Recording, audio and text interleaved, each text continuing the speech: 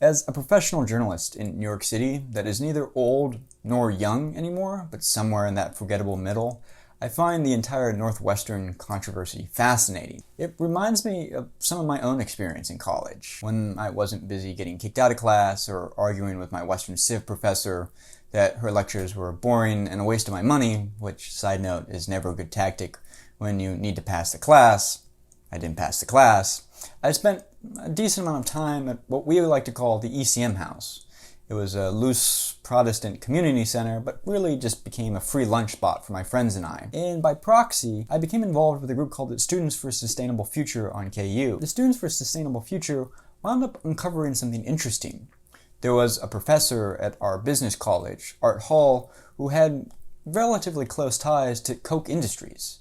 In fact, we found out Koch Industries was funding his chair and paying him a not insignificant amount of money during his tenureship. We went to KU and asked to see some of his email correspondences. You see, since he was on a state EDU email address, we argued that we can file an open records request and view if his correspondence with Koch Industries and the amount of money they were paying him had any influence on his curriculum.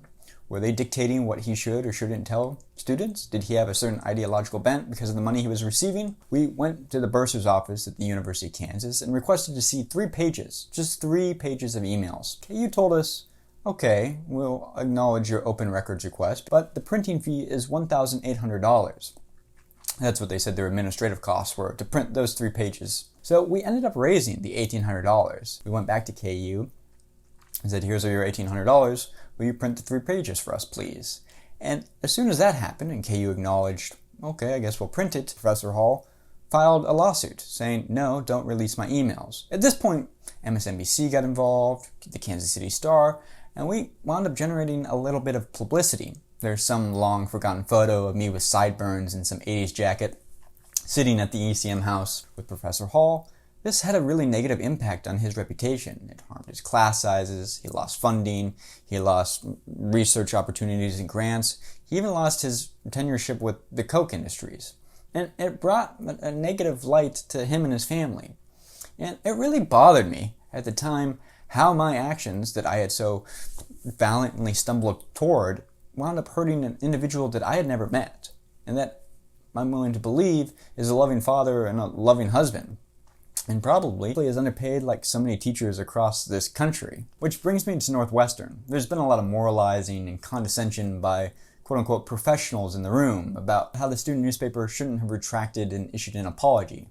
They shouldn't have taken down the photos. They shouldn't have said, we're going to stop using the student directory. All these things that really ostensibly are the art of practicing journalism. But a blunder today is one avoided tomorrow. These journalism students may have had the best learning experience you could hope to have in a university, grappling with the emotional damage you'll do to other people in the pursuit of your job, while also defending your mental health against the barrage of negative attacks that'll most likely be directed towards you whenever you offend, annoy, irritate, or ruin people's lives.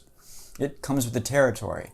And so often, we don't appreciate these facts until it's too late. So to me, as a journalist that does this full time with big players in the room with big consequences, what happened in Northwestern is a great illustration for these students to learn both the impact their reporting can have on how other people feel, but also the blowback they can receive and how they choose to handle it, when they should stand their ground, and what consequences standing your ground has. Anyway, these are just some of my thoughts. Even I still don't know how I feel about Professor Hall, if we did the right thing, or if in the end it brought him more harm than it was worth. Thanks for watching, guys. Leave a like if you found this interesting. Leave a comment down below. Curious to see what you guys think. See you guys tomorrow. Bye.